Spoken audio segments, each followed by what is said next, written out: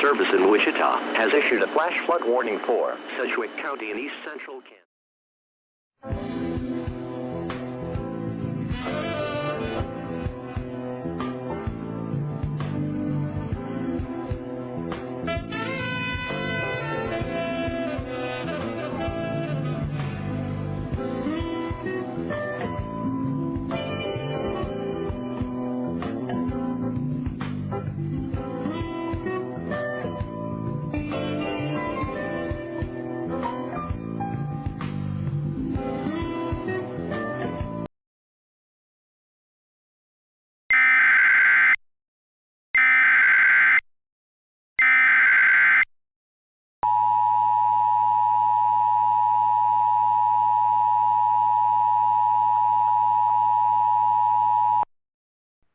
The civil authorities have issued a required monthly test for all of Illinois beginning at 1:30 p.m. and ending at 2 p.m.